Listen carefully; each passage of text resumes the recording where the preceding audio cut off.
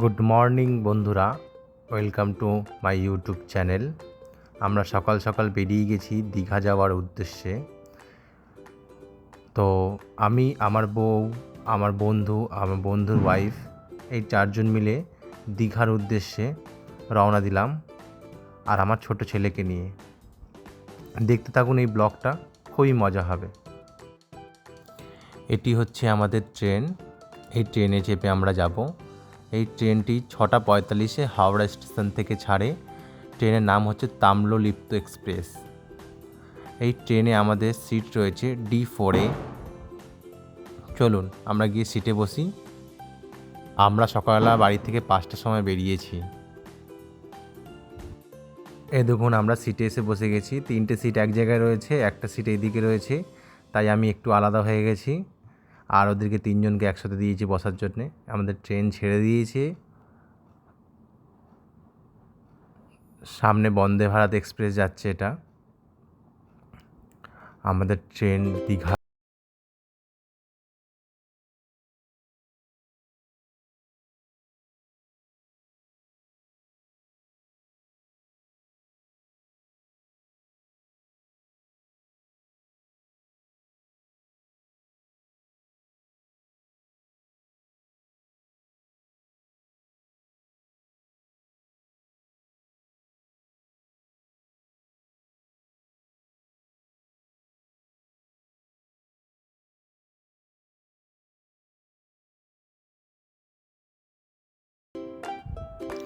সকাল সকাল ঘুম থেকে উঠেছি 5টার সময়, আর এখন 6:45-এ ট্রেন ধরে দীঘা যাচ্ছি। আর সকাল সকাল দর্শন হয়ে গেল বাংলার সৌন্দর্য। এই সৌন্দর্য, এই সকাল সকাল এই সবুজ দেখতে কার না ভালো লাগে। পুরো মনটা ভরে গেল। সকালবেলা ওঠার যে কষ্টটা, সেটা দূর হয়ে গেল। এই ট্রেনের সামনে দাঁড়িয়ে দাঁড়িয়ে এই দৃশ্যটা দেখতে যে কী যে মজা লাগছিল, সেটা বলে বোঝানো যায় না। কত ধান লাগানো হয়েছে, কত ধান চাষ হয় বাংলাতে।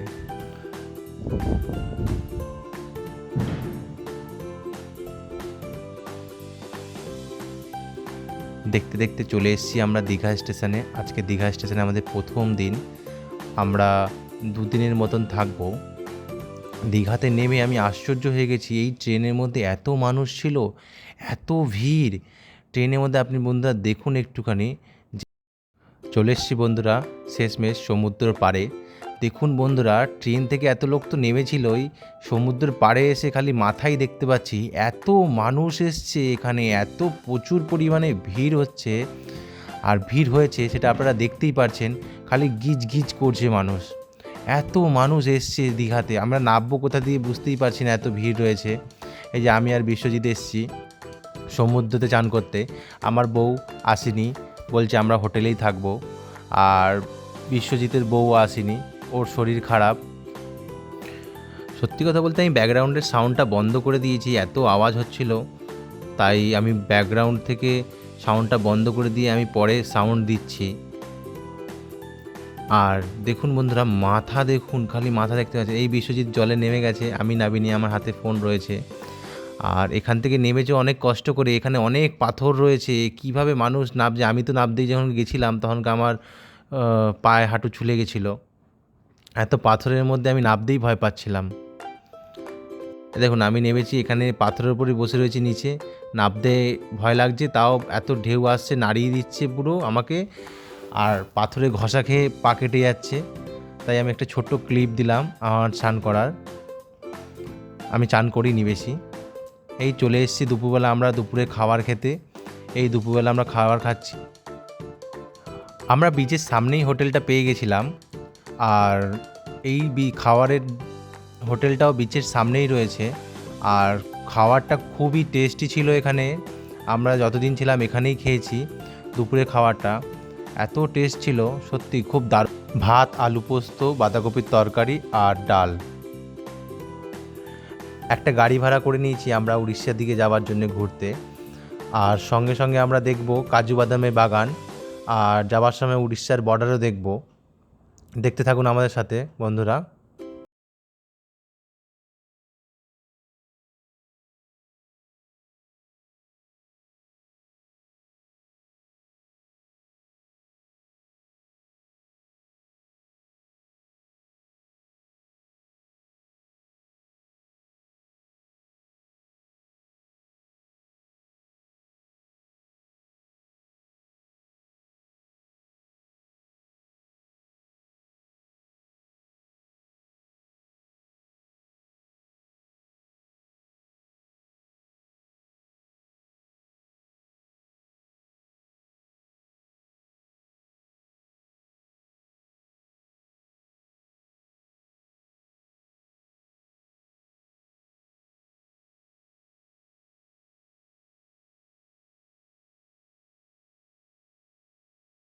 বিশ্বজিৎ হাই করছে আপনাদের।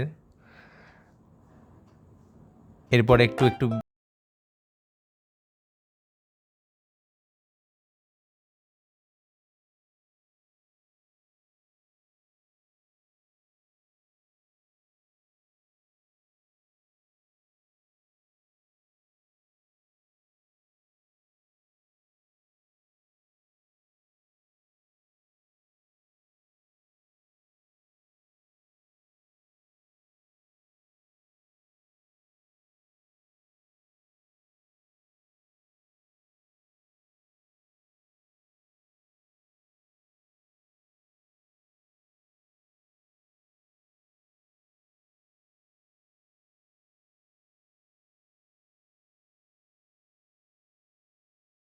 আর আপনাদেরও এই আমাদের যে মন্দিরটা দেখাবে সেই মন্দিরটার সামনে আমরা চলে এসেছি। আমার বন্ধু আর বন্ধুর ওয়াইফ চলে যাচ্ছে, আমার বউ নিজের বাচ্চা নিয়ে যাচ্ছে। এই দেখুন সামনে মন্দিরটা দেখতে পাচ্ছেন, এই যে মন্দিরটা দূরে রয়েছে, এটি একটা শিব ঠাকুরের মন্দির, খুবই সুন্দর। সবাই কানে কানে ওই বলছে নিজের ইচ্ছাটাকে যাতে পূরণ হয়ে যায়। তো শেষমেশ লাস্টে আমিও বলি একটু কানের মধ্যে। মন্দিরটা খুবই সুন্দর, খুবই বড়। এই আমরা চলে এসেছি এবার উদয়পুর বিচে। আমি এখানে খুঁজছিলাম কাঁকড়া কষা খাবো বলে। এ দেখুন আমরা এগিয়ে যাচ্ছি, এবার ওখান থেকে সিঁড়ি দিয়ে আগে থেকে নামবো আমরা। এখানে অনেক মানুষ এসছে ভিড় করে, আমরা অনেক লেট করে দিয়েছি। এখানে ছোটোখাটো জিনিসপত্র পাওয়া যাচ্ছিলো, অনেক রকম জিনিস। আমি তো খুঁজছিলাম কাঁকড়া কোথায় বানাচ্ছে, সেই কাঁকড়া খাবো, মাছ খাবো, এইগুলো খেতেই আমি এসছি এখানে। কিন্তু এখানে দুঃখের বিষয় আমি এখানে এগুলো পাইনি, আমাকে দীঘাতে গিয়েই এগুলো আবার খেতে হয়েছিল। আমি ডেইলি প্রতিদিন 2বার 3বার করে খেয়েছি এগুলো।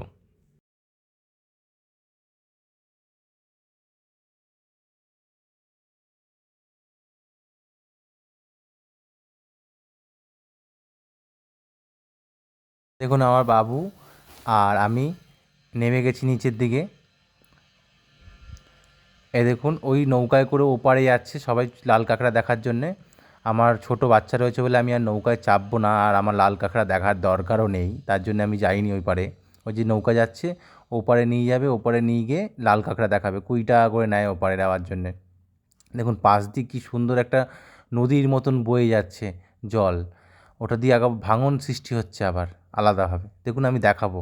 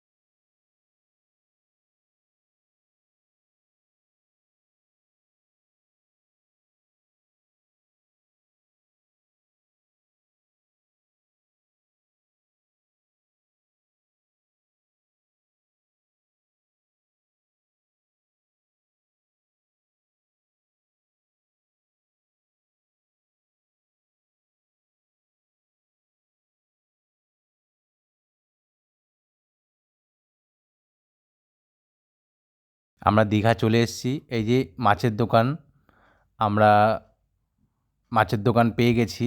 এখান থেকে আমরা ভেটকি খাবো এখন। আমি আর বিশ্বজিৎ আছি, আর বউদের বীজের সামনে রেখে দিয়ে এসেছি। আমরা এদিকে বাজারে এসেছি, দেখি কিছু পাই নাকি মাছ টাছ বা কিছু রাতের রান্নার জন্যে। কিন্তু আমরা দেখলাম রাতে রান্না করে তো বেকার হবে, আমরা এর জন্য ঠিক করেছি যে খালি রুটি আর তড়কা এইগুলোই খাবো, আর যা বাইরের খাবার ঘুরে টুরে খাবো আমরা, এগুলো খেয়ে পেট ভরিয়ে নেব। এই যে দেখতে থাকুন বন্ধুরা, কি সুন্দর করে এই যে ভাজছে। এই যে আমার ভেটকি মাছটা দিয়ে দিল কড়াইতে 2 পিস, আমি আর বিশ্বজিৎ খাবো, আর ওদের জন্য নিয়েও যাব না, ওদেরকে দেবও না। এইখানে 2 পিস ভেটকি মাছ নিয়েছিল 80 টাকা, আর বিচের সামনে বলছিল 120 টাকা, কিন্তু আমরা এটা বাজারের দিকে নিয়েছিলাম বলে আমাদের কাছে কম নিয়েছিল। সমস্ত রকম জিনিস আছে এখানে। একটু পরে আমরা আবার আসবো এখানে ফিরে, এখানে এসে আমরা আবার কাঁকড়া কষা করব। এই যে ভেটকি মাছটা দেখুন আমাদের একটু মশলা টশলা দিয়ে রেডি করছে খাওয়ার জন্যে, এরপরে আমাদের লেবু টেবু দিয়ে দেবে খেতে। চলুন বন্ধুরা আমরা খেয়ে নিই এটা, তারপরে বাজারের দিকে যাব, বাজারের দিকে গিয়ে দেখব যে কি মাছ বা কি কাঁকড়া পাওয়া যাচ্ছে। এই দেখুন বন্ধুরা বাজারে চলে এসেছি, পমফ্লেট আছে কত বড় বড়, ভেটকি আছে, চিংড়ি আছে কত বড় বড়। এখানে লাইটের স্পটটা এমনভাবে পড়ছিল, কীরকম যেন গ্লেজি আসছিল, আমি বুঝতে পারছিলাম না কেন হচ্ছিল এরকম ক্যামেরাতে। খাসির মাংস, মুরগি এখানে বাজারের মধ্যে সব পাওয়া যাচ্ছিলো। আমরা যেখানে ভেটকি মাছ খেয়েছিলাম সেখানে আবার চলে আসলাম, ওখানে কাঁকড়া পাইনি বাজারে, তাই এখান থেকে কাঁকড়া 3 পিস কাঁকড়া আমরা বানিয়ে নেব। এই কাঁকড়া আমাদের নিয়েছি, এই যে কাঁকড়া কেটে কুটে রেডি করেছে, এরপরে কাঁকড়াটাকে ভাজবে, ভেজে কষাবে। চলুন দেখতে থাকুন। তারপরে এটা প্যাকেট করে নিয়ে যাব, বিচের সামনে বসে রুটি দিয়ে খাবো।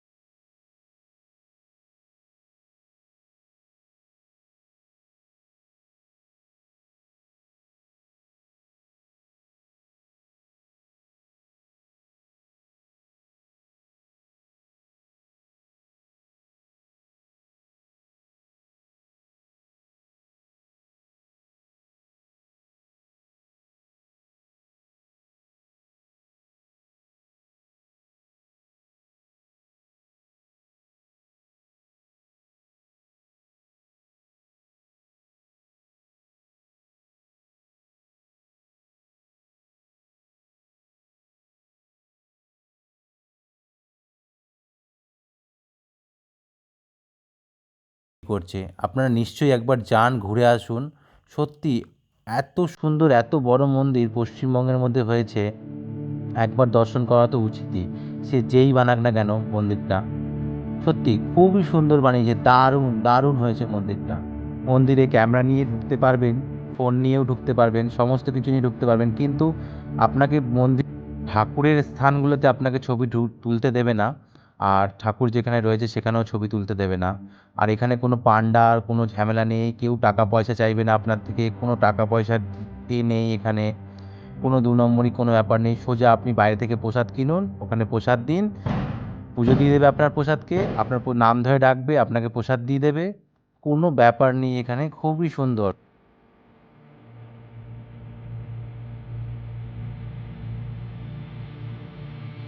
এখানে এত রোদ ছিল, তাই রোদে ক্যামেরা কাজ করছে না, আর আমার ছোট বাচ্চাও রয়েছে সাথে, তাই আমি বেশি ক্যামেরা করতেও পারিনি।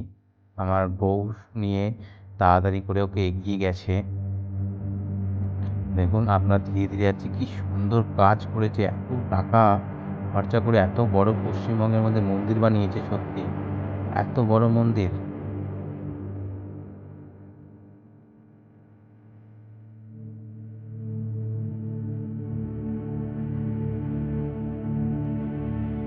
এখানে কোনো ঠাকুর রয়েছে, সবাই নমস্কার করছে, তাই আমিও করে নিলাম। দেখুন আমার বন্ধুর ওড়না দিয়ে চাপা দিয়েছে মুখটা, এত রোদ আছে তাই, এত গরম লাগছে, এত রোদ লাগছে, তাই আমাকে বলছে। এই মন্দিরের ভিতরে আমাদের ছবি তুলতে দেয়নি, তাই আমরা এবার এইখানে চলে এসেছি। এখানে দেখুন, এখানে 100 টাকা দিয়ে আপনি প্রসাদ কিনতে পারবেন আপনার যদি ইচ্ছা হয়। এখানে খিচুড়ি প্রসাদ পাওয়া যাচ্ছে একটা ভাঁড়ে, আর এখানে প্রসাদ আপনাকে ফ্রিতে দেবে খাওয়ার জন্যে।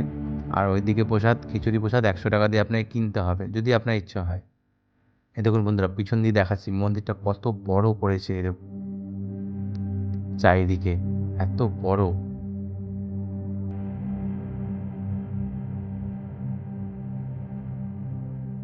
অনেকটা জায়গা জুড়ে করা হয়েছে এই মন্দিরটা।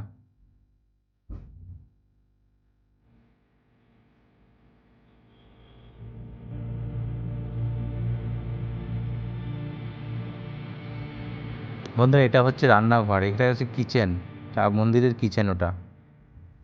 দেখুন সবাই বসে রয়েছে, এই যে আমার বন্ধু রয়েছে, বসে রয়েছে, বন্ধুর বউ বসছিল, এই যে বসে গল্প করছে দুজনে, আর আমার বউ ওই দিকটা করে বসে রয়েছে। প্রচুর গরম লাগছিল, তাই আমরা একটু রেস্ট নিয়ে নিয়েছিলাম একটু বসে এখানে। কারণ আমার ছোট বাচ্চা রয়েছে, ওই ছোট বাচ্চা নিয়ে আমার বউ ওইদিকে বসে রয়েছে। দীঘাতে এর জন্যেই প্রচুর ভিড় হচ্ছে এখনো, আর সমস্ত হোটেলের রেট, গাড়ি ভাড়া সমস্ত কিছু প্রচুর বেড়ে গেছে। আর আগের তুলনায় দীঘার খরচাটাও বেশি হয়ে গেছে। আগে আমরা 2,000 টাকা দিয়ে ঘুরে আসতে পারতাম দীঘাতে ভালোভাবে, কিন্তু এখন তা নয়। দেখুন আমার বউ নিজে আমার রুমালটা ওর মাথার ওপর দিয়ে দিয়েছে রোদের জন্যে, এত রোদ, ভাবুন কত রোদ। এ দেখুন আমার বাবু, ও চুপ হয়ে গেছে পুরো রোদের জন্যে। দেখুন মন্দিরটা এখান থেকে দেখুন বন্ধুরা কতটা বড়, এত বড় মন্দির, আর এত সুন্দর লাগছিল দেখতে সত্যি। এখন নতুন নতুন, তাই ফুলগুলো গাছগুলো বড় বড় হয়নি, যখনকার বড় বড় ফুল গাছ হয়ে যাবে তখন আরও সুন্দর লাগবে দেখতে।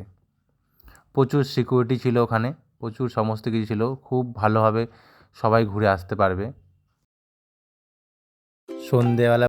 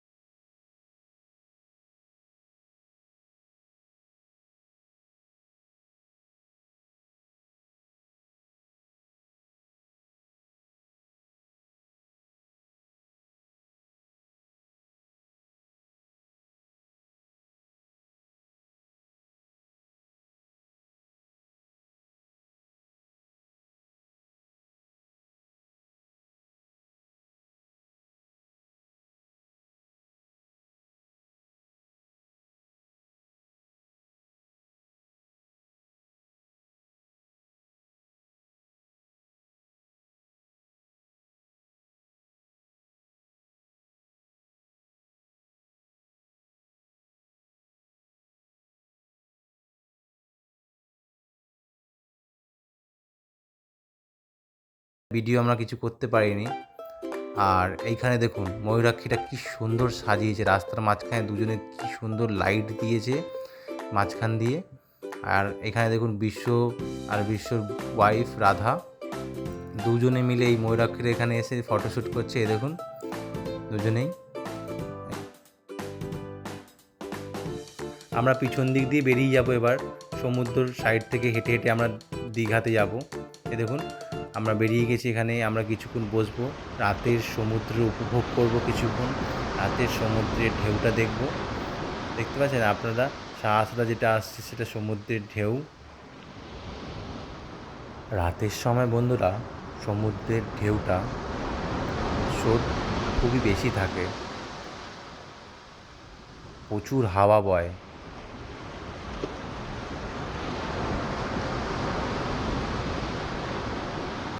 আমি আবার চলে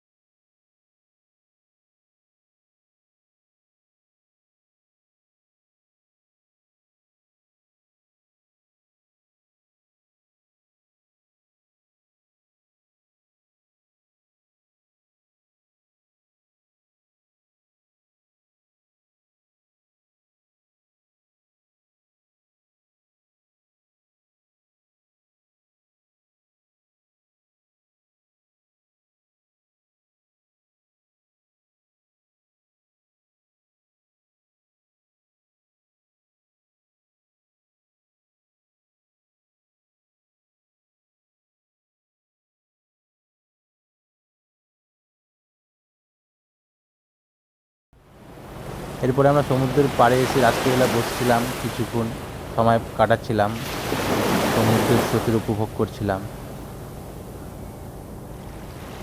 কেন কি পরের দিন তো আমরা চলেই যাব সকালবেলা, তাই আজকে রাতটা একটুখানি সমুদ্রের পাড়েই কাটাই। দীঘাতে গিয়ে কিন্তু খুবই মজা হয়েছে, সময়টা খুবই ভালো কেটেছে আমাদের।